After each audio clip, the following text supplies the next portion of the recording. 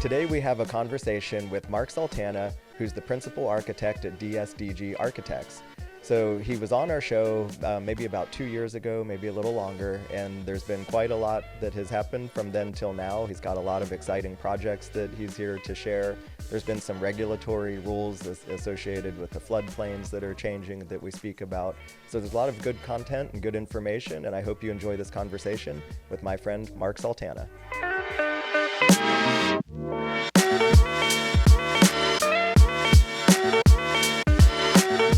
Well, thank you so much for coming back on the podcast, Mark. I'm so happy to be here again. It was fun the first time and glad to do it again. Right, and here is a little different space now because the last time we did this, we were still in our old space. Oh, so much better. Yeah. So lots been going on with us from then till now, and quite a lot has been going on with you as well. Oh, absolutely. Yeah, it's been a busy 2 or 3 years, whatever it's been. After COVID, it just, the industry, the building, architecture, real estate industry, as you know, exploded. Mm-hmm. Yeah. Right. In a good way. Of course. Yeah. Yeah. So, and one of the things, there's quite a lot to talk about, but you are designing or have designed a home for a YouTube celebrity, a personality that I think is super cool. So tell us about that a little bit. Yeah, well, he just announced it online. His channel is the Cletus McFarlane. Not really his name, but that's what he goes by. Right. And he's a local YouTube celebrity. And he's the owner of the Speedway. He also DeSoto, owns the DeSoto Speedway. Mm-hmm. I think they call it Freedom Factory now. Right. And his fame is racing cars and airplanes and anything that goes fast. Really, just interesting business that he has and fun to watch. Mm-hmm. And he came our way via Trinity Construction. Okay. They referred us, and we've got a design in play with them, and that's going to be an exciting venture in that they're going to create a whole new YouTube channel dedicated to the build. Oh, that's amazing. Yeah. What a great opportunity for everyone involved. Yeah. That's fantastic. Are you at liberty to share? Are there any kind of unique design features or anything, or is that all going to be a surprise still? Yeah, I think it'll be a surprise. Yeah. Let's call it it'll be a modern ranch. Okay. Very cool. Can't wait to see it. Yeah. So what else have you been up to? Any fishing? We've been doing fun stuff. Yeah, well, not as much as I'd like to. Mm-hmm. But, everybody has a bucket list, right? So for my 50th, we had a group of guys going to a place called Tropic Star, and it got canceled because of COVID. So it took us 3 years after to rebook the week that we really wanted to go. Wow. It's the top thing on my bucket list, and be there first week of February. Oh, fantastic. Really excited about that. So that's a big bill fishing situation, correct? It's the height of their blue marlin and black marlin season, and it's when they catch most of their big fish. Mm-hmm. When I say big fish, average size is 300-400 pounds. Wow. Yeah. That's pretty cool. Yeah, really cool. I wish you luck. I hope you catch the big one. I'll send you some pictures. Yeah, absolutely. I'd love to see that. Yeah. Yeah, so, I know one of the hot topics right now that there's still a bit of uncertainty around is the FEMA-based flood height elevations have kind of been changing, and we don't know exactly where that lands yet, but I know that you really have tended to specialize in a lot of very, nice, modern, and otherwise waterfront properties that these things affect. So I'm curious what you know and what we might be looking at. Yeah, so I think it's crazy, but believe it or not, most of the flood zones in our area and along the West Coast are actually decreasing.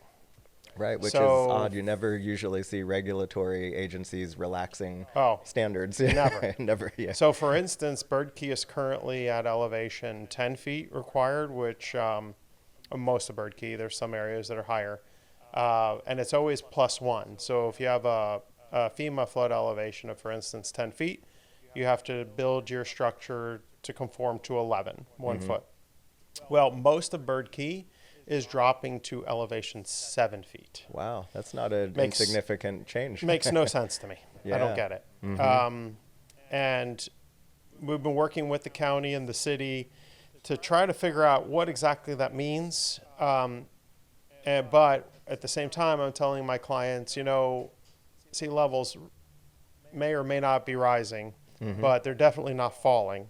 So, and with the recent storms we've had the last couple of years, I've recommended that they stay at the current flood zones for the design.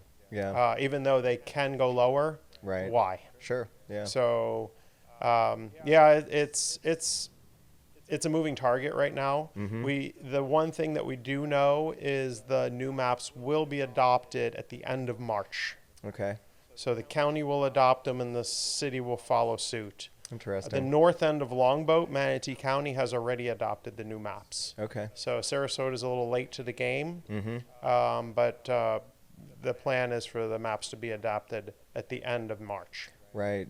I wonder, do you think that maybe it is, the intent is to relax the standards for the 50% rule so that, I know the base flood height was kind of created to encourage new construction, but then you have a lot of older ranches that don't end up getting remodeled in a meaningful way. But, if they relax the standards on renovations, then they get usually upgraded to hurricane code windows and things like that. Do you think that might be the rationale why they would be dropping? I don't think so. Yeah.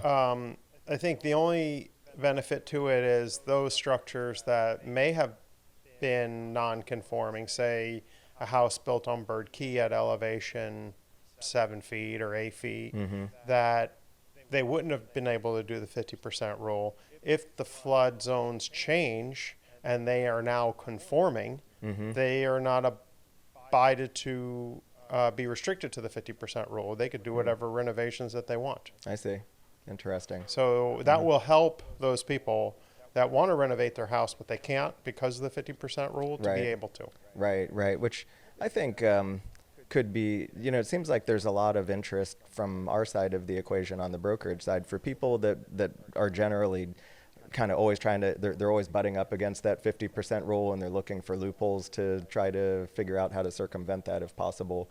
So, it seems like there's a demand for substantial renovations, which if it makes it a little easier to complete that could be a benefit in one regard. Right. So, yeah. They just have to be wary that, like the two storms we had this year, one was a hurricane, Idalia, and one was nothing. It was just a high tide with a winter storm.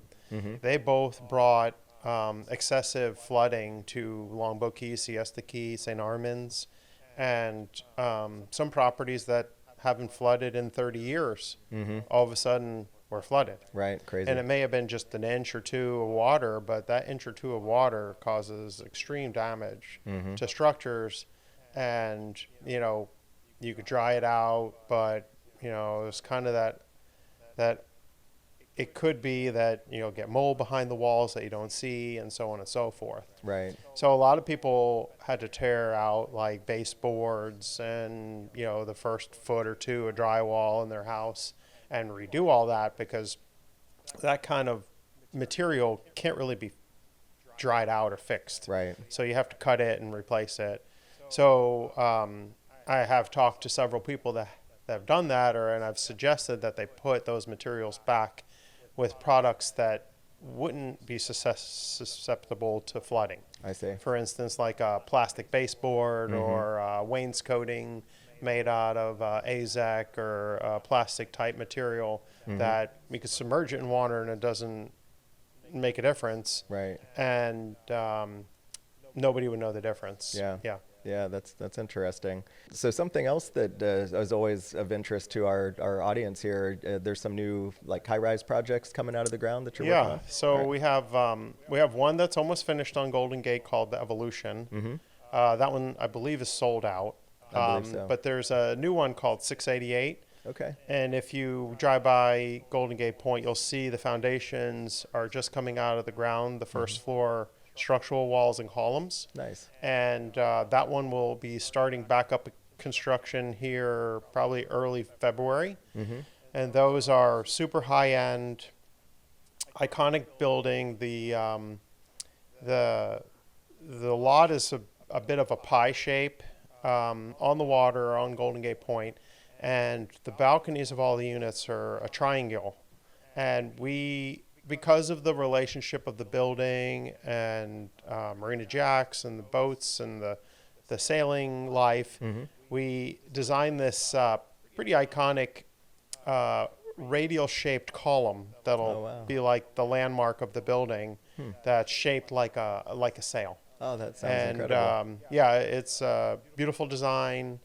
There's still units available for sale. I think mostly the bigger units, the penthouses. But yeah, it'll be the the building that marks Golden Gate Point. Wow, that's really cool to hear. I can't wait to see that. We have another 8-unit project on Longboat Key, which, Longboat Key, you don't see too many condos. There's the St. Regis that's nearly completed.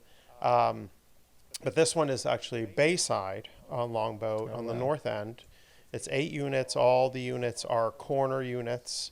And something very unique about it is every unit has a rooftop additional space that's indoors and outdoors. Wow. So it's about 1,000 square feet outdoor roof deck with about 1,000 square feet of bonus space that could be used for really anything from an office, a private gym, a man cave, a bedroom, really whatever. Yeah. And every one of the 8 units has one of those bonus rooftop units. So could that be thought of kind of like a little cabana up on the roof for everybody? For a cabana in the sky. Yeah, that's pretty cool. I can't wait to see that too. Yeah. So that one's in for permit at Longboat Key. And yeah, there's a lot of projects happening, and you hear of all kinds of news. I think the sales are still continuing on. Yeah, sales have been great. Yeah. Construction costs are high. They are. I haven't seen them go up, but they are definitely not going down. I would call them level. Okay, right. Yeah. We've been, some things that I'm involved in, I've noticed the cost of materials have been leveling a bit in some cases, especially seems like concrete has leveled a bit, which is nice because that's been one of the hardest things for people undertaking a project, especially on these big high rises. Right. Yeah, the concrete is an enormous cost. The concrete was hard to get. And the reason why was some of the larger projects happening at the same time. For instance, the St. Regis, I heard from multiple contractors that they were basically taking all the concrete, and it was hard to get it for a small job like pouring a driveway or even a house. Right. We only have, I believe, 2 concrete plants in this area, and both of them were feeding like continuous concrete to that project. Wow, interesting. I didn't realize that. So, I know that you enjoy taking on clients of all shapes and sizes. Do you kind of prefer, from a creative standpoint, do you kind of enjoy working on the high rises more so than houses or vice versa? I'm curious what your... No, I've always enjoyed the houses the best. Okay. It's the interaction between the client is so much personable, and it's myself and one of my architects in the office and the client. Yeah. And it's just, I become friends with all my clients like that. And, I get invited to the opening night party, let's call it. And dinners years after. And, you spend a lot of time with a client when you're building a new house with them. And, if there's animosity, it's not good. So, in the 23 years that I've been doing this and the over 200 homes I've designed, I'm friendly with everybody that I've designed those houses for. Yeah, that's fantastic. Some of them a little bit more than others, but I've even heard people say, well, how could you design a house for a friend? Yeah. I'm like, they're still my friends, and I've designed lots of houses for those people. Right, that's excellent. Yeah, and I can see how that would be the case. Unfortunately, I guess, my favorite part of the real estate brokerage industry was being in people's living rooms and helping them, overcome whatever challenge to get from point A to point B that they're trying to get to. And I don't do that so much anymore, but I do find that part of it enjoyable. I can see how... if you do a good job for them, there's really nothing to worry about. Yeah. They're only going to be appreciative of what you've done for them and what you've created for them. Right. Well, I know, over the years you've gotten lots of awards for your designs, and are there any, single-family homes that you're designing currently that you're at liberty to share? And, yes, we have, I would say we have 4 just spectacular houses that we're working on right now. And then another one we just finished on North Washington. Okay. You know, the shortcut everybody takes to go to Longboat off. Right. So it's a 3-story white, just beautiful modern house. The clients moved in right before Christmas. I think that one will be up for some awards next year. We'll be Nice. submitting that one because it wasn't quite done in time for the awards for this year. Right. We have a house we're doing on Longboat Key. It'll be the second personal house for this client that we've designed. The first house won multiple awards. This house is even more spectacular than that one. Wow. It's on the beach, and it was one of those, client came to me and he goes, you know, you did an amazing job on our first house. We're buying this lot on the beach on Longboat Key, and we just want it to be the best design you've ever done. And you're like, what do you say when a client says something like that? You're Yeah. like, I think first thing out of my mouth was, what kind of budget do you have to work with on this? He's like, I want it to be the most spectacular house. So what it costs, it costs. Yeah. And yeah, I think it's going to be that. It's a 3-story house, main house with a spanner, basically pool and pool deck, and then a guest house on the north side. Wow. Literally right on the beach. Wow. And yeah, it's a good sized house, lots of glass, Yeah. roof deck. I mean, you name it, the house has it. Wow. Cold plunge pool, hot tub, disappearing edge, lap pool. Wow. I don't even know how many cars you could put in the garage. Probably at least 10. Yeah. I don't know how I feel about the cold plunge pool. That's like something that's becoming very popular now. I'm a sissy when it comes to I'm good. cold water, but they say it's good for you. I don't I know. guess so. I'll just take their word for it. Well, that's really really exciting to hear. And you know, with I think something that our audience, a lot of realtors or people that watch this podcast or listen in, we're always kind of looking for design trends or, you know, things that are kind of might indicate or inform what people and customers are seeking more and more into the future. So are there any trends in the designs of single family homes especially that you're noticing that are a little different than maybe things that you've done over the last couple years? I think it's the trend that's continuing on. People ask more than anything else for a warm, modern design. Not necessarily like international style modern, where it's just a big white box, but more of a modern design that, you know, you don't feel uncomfortable about being in. Right. You know, comfortable inside, comfortable outside, not in your face, white box. Yeah. So lots of use of different materials, stones, woods, not necessarily real woods, but woods, and then a little bit of a softer tone white for the paint on the house. Okay. But yeah, that's been the trend now for quite some time, and I think it continues. Yeah. How about the size of homes? Are they getting bigger, smaller? They're getting bigger, which Really? surprised me. Yeah. I thought that there was a time where everybody's going to be like, 4,000's as big as I want to be. Yeah.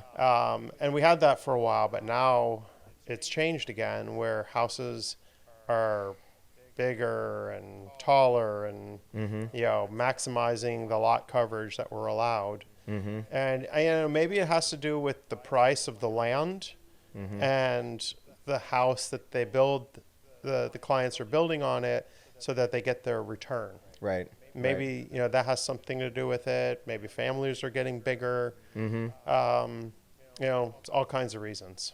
I'm curious, in your conversations with some customers, do some customers prioritize resale possibilities, or do they usually design for their own tastes and they don't really care what anybody thinks in the future? I would say 90%. They're mindful of resale? Yeah, the other 10 are like, I'm going to die here. It doesn't really matter. Yeah. I just want what I want. Yeah, that's Yeah. interesting. So, I guess with other like single family features, are there things kind of like that, the cold plunge pool, or are there any other kind of surprising features that you hear people asking for more and more now? Or I would say that for sure I hadn't done one in a house, and then all of a sudden, like the last year, I've had 4 requests for them. yeah. the cold plunge pools. Interesting. But other than that, it's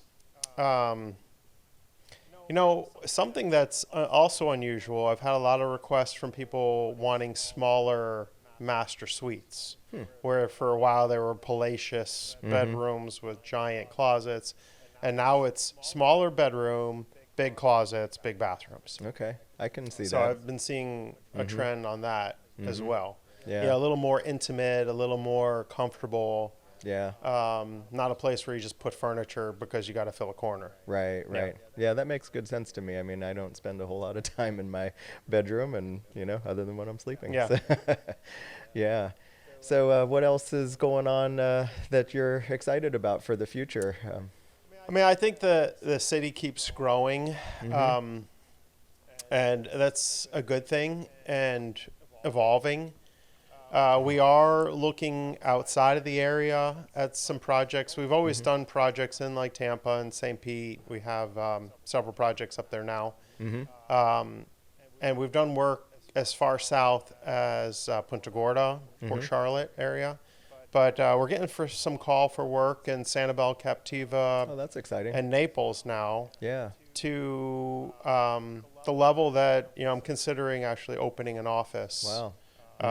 South. So, yeah, it's it's I work a lot already. Yeah. But I think it's pretty manageable. It's 2-hour drive, and it's not like I'm not building the home. I don't have to be there every day. Right. So I think it's a good opportunity that I'm going to pursue, and I have a really strong staff of architects in our office that will support me with really whatever I want to do, and I think it's a good opportunity. Yeah, that sounds like it, especially given, unfortunately, the damage and devastation the area experienced recently.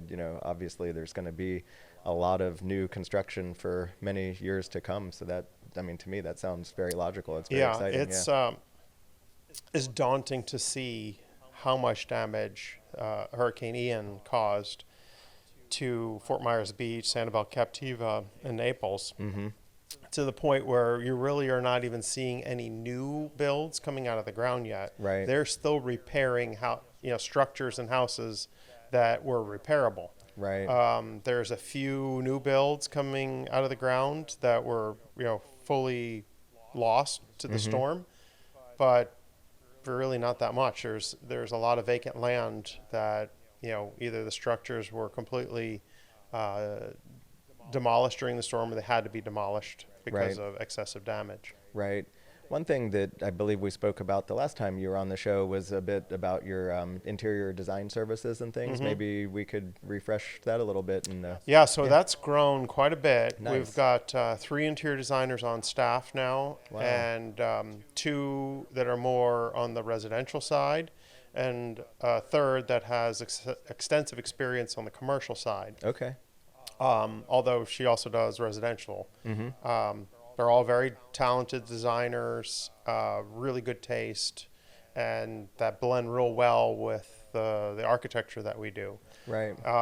They're actually working on a half a dozen projects that we weren't even the architects for. So where clients are seeing the design talent that they have and hiring them for projects other architects or existing structures that need to be redone on the inside. Wow. Do they sometimes assist with like substantial renovation type projects as well? Yeah. Okay. Very interesting. And I'd just be curious, if there's a particular type of customer that you find, like a profile of a customer that seems like they're a good match for your firm, or if there's some kind of commonalities that you find between the people that you work with. For sure, there is. Yeah. I find that the clients that we work with are a little more money conscious. They're not clients that are,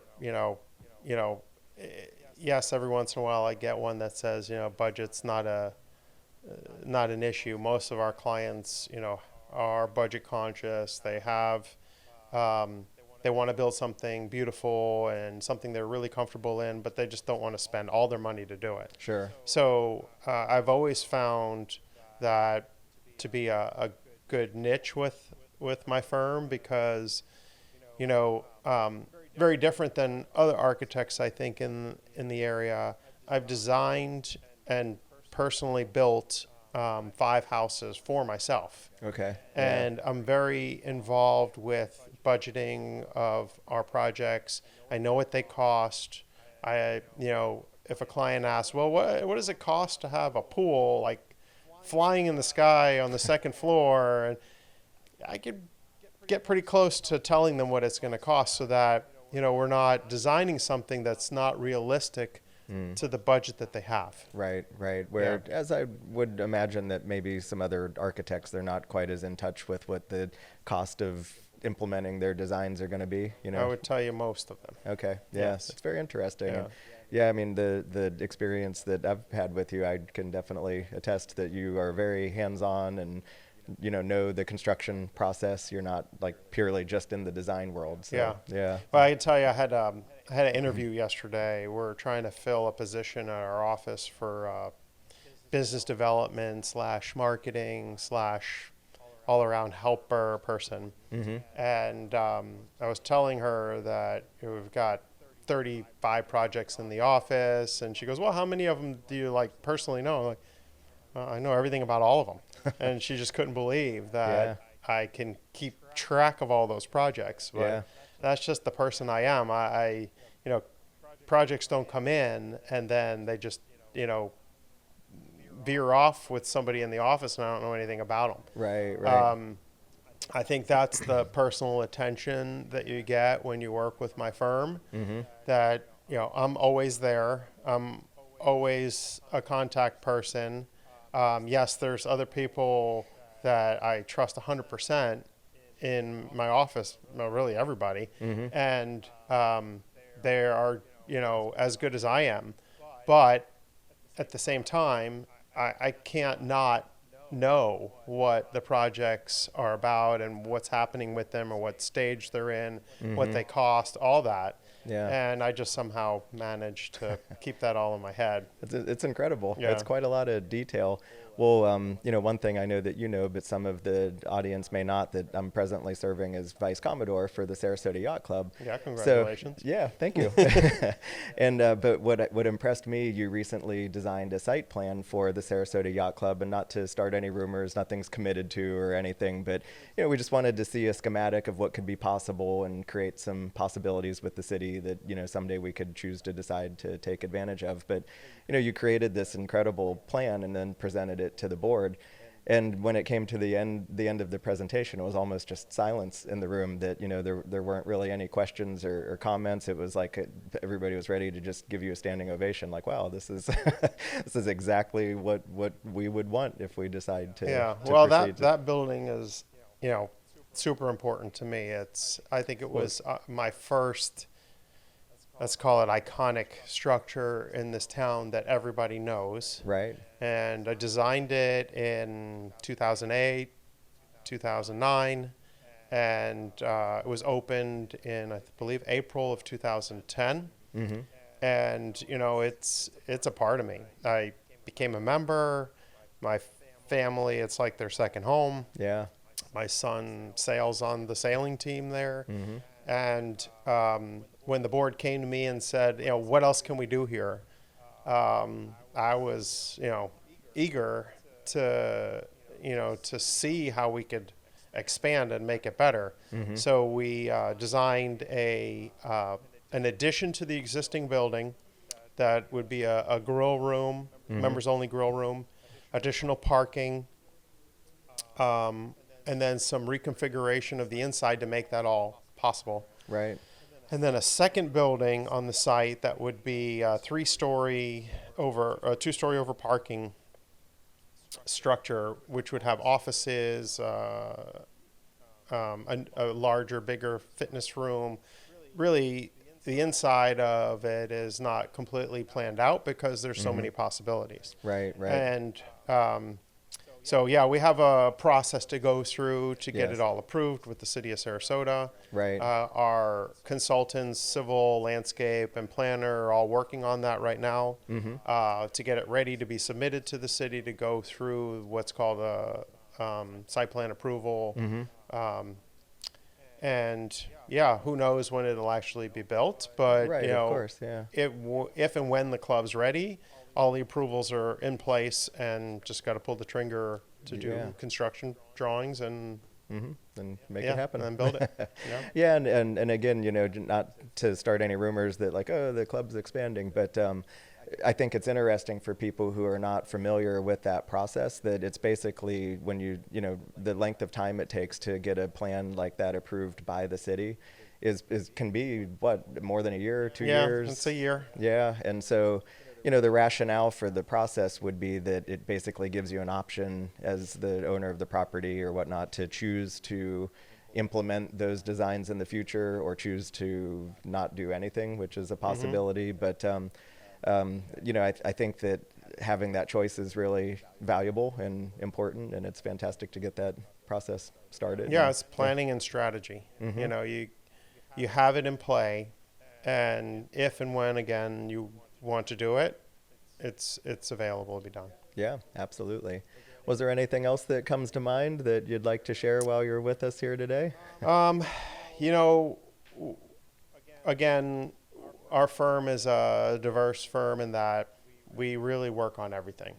We have projects ranging from a student housing project for Bayside College to assisted living facility, a senior living facility, clubs, private clubs, high-end single family, multifamily. You name it, we've done it. Yeah. And we're doing it. So, and yeah, I'm a bit of a modest person, but I hear it all the time from contractors that they just love working on our drawings because they're just so concise, so thorough. You know, the change orders that clients get are nil, and if there are any, they're because of changes that they make through the process. You know, we do everything in 3D now on the computer. Yeah. So we do full computer walkthroughs inside and outside for Nice. clients to see. That's fantastic. And it's, you know, it blows them away. They're like, okay, when can I move in? Okay, we got to do the drawings and permitting, and then you got to build it. But yeah, in the computer, it looks so real. Right. Yeah. It's like playing a video game inside your new house that is coming. Yeah, exactly. Yeah. Which you did actually demonstrate for the board at the Sarasota Yacht Club as well. Yeah, that's just incredible technology. That's incredibly valuable. Yeah, and it gets better and better every day. Yeah, absolutely. Well, from the time that you came until now, congratulations on all of the success that you've had. Thank you. And I certainly appreciate you spending time to come and speak with us again today. And Yeah, I'm it's sure, fun. I enjoy yeah, it. of course. And we'll have you back around before too long as you have updates on some of the things that you're working on. And then our buddy Mike from Trinity, I think he's a week or two behind us. He'll be coming around here. So. Yeah, he's a good guy. Yeah, and I think you may actually join us on that conversation. That would be fun. That'd be perfect. Sounds great. Well, thank you again, All right. and we'll talk again soon. Thanks, Robert. Of course.